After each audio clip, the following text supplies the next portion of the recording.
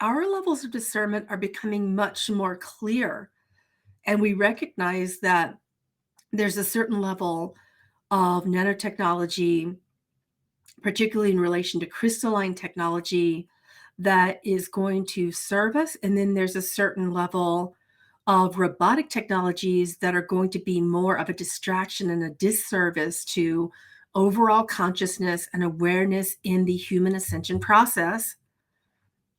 So, in light of that information, he says, of course, if it's going to be a distraction to the empowered memory of true human consciousness and true human divine nature, um, we are no longer going to hold an interest because we are awakening parts of our divine cellular nature that feel better to us. And then, in light of just living forever, or having a brain that doesn't experience anxiety ever again, while that may sound good to some people, um, people are aware that anxiety is a condition that isn't a baseline function. People are aware that depression isn't a condition that occurs because of poor chemistry in the brain. There are so many things that nanotechnology and artificial intelligences are giving you promises to heal that aren't diseases or baseline conditions in the brain. They are a spiritual technology. Dark night of the soul, which Metatron calls, what you're calling, he says, what you're calling depression and anxiety is what the divine architects of your universe call dark night of the soul. And in that soul, in that construct, the soul darkens itself in order to remember light. So if that is the construct and nature of the soul, is to experience polarity by darkening itself, to remember light and to spark back into light, why do we want to change that natural function? So these are some questions that we begin to ask ourselves, and that invigorates this spark of memory and this spark of recollection and consideration that we are divine. Do you see what he's saying? When we just have the inquiry, the wonder, the consideration of that we are divine beings, then we're not thinking about just living forever. We're not thinking about, he says, the concept of immortality kind of being dangled in front of our nose like the horse and the carrot. It's not, we don't need immortality as this carrot dangle all the time.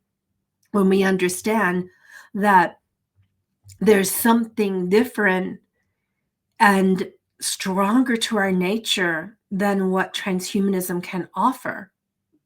So in this case, anxiety and depression become a gift to go deeper into light, not darkness. Anxiety and depression are no longer avoided. And then the concept of living forever, it's still a concept that, according to Metatron, over the course of the next 25 to 28 years, is a concept that's still, number one, hidden for just the rich or the 1%. And that's for like the next, he says, 15 to 17 years, it'll be a concept for the rich and the 1% elites. And then even after then, at that point in time, between 15 and 17 years, that's the track we're on to make it accessible for everyone. Even then, we start to get all of these practically evident situations where the 1% utilized certain technologies and it changed them at a level of baseline consciousness. And I can understand what he's saying, because the humans from the future shared with me some of these visions as well. And the visions were about certain elitist people that were well known in elitist systems that have really cheap or free access to this transhumanism technology. And they suddenly became more primitive in nature. They didn't become, these robot type beings who had deeper feelings. It activated the amygdala in a unique way, these brain technologies. And when utilizing some of their own technologies, some of these astrophysicists and scientists and philanthropists in the field of, what would be considered the high elites, were utilizing their own technologies. And Metatron reminded me this morning that in my visions of this from humans from the future, it didn't turn out well. They became more animalistic versus more peaceful. They were less intelligent. They were activating a part of their brains, but the brain revolted. The brain did not take the nanotechnologies. The brain did not take the artificial intelligence systems, the chips, the different visions of constructs that they're currently utilizing, kind of sort of behind the scenes, and then seeing what happens. The brain revolted. It was like, he's saying it was a little bit like when you have an organ transplant and you try to put in a new organ, but it's not, you could have everything. You could match, your blood type and so many different things in science that you have to do. But then the body says no still. And sometimes you just don't know why.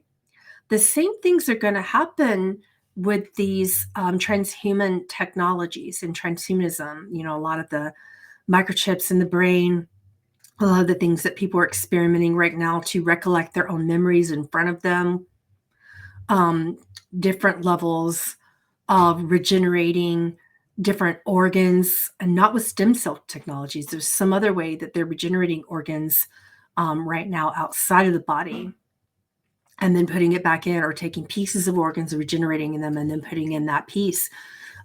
This may work well for things, but then there are unique side effects. Like that may work well in kidneys and livers, but there are unique side effects. And people that are not a part of that elite small group that get free or very affordable access to it, because it's in testing and because they're elites, right? They're looking at the results of that over the course of the next 15 to 17 years, so that by the time we in that future construct have access as common people, we don't want it.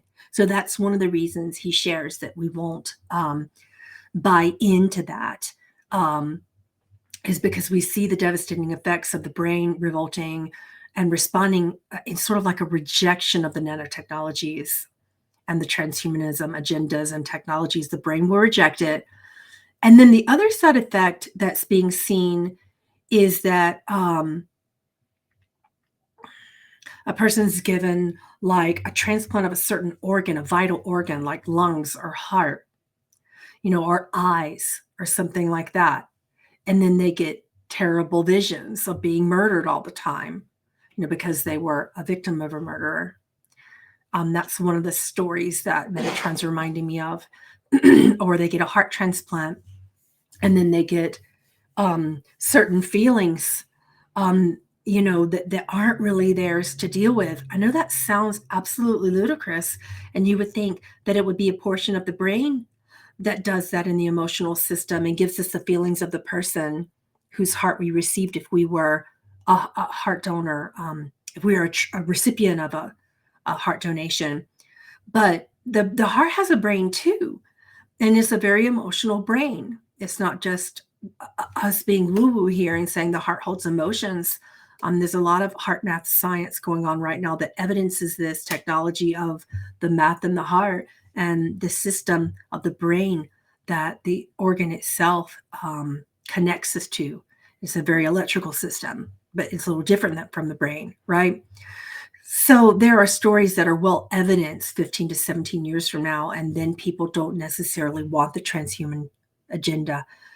Another thing that he's saying right now is that we need to really think about why people think that they want to take part in transhumanism and why they would want it, because it's not that they are maximizing themselves and wanting to live forever.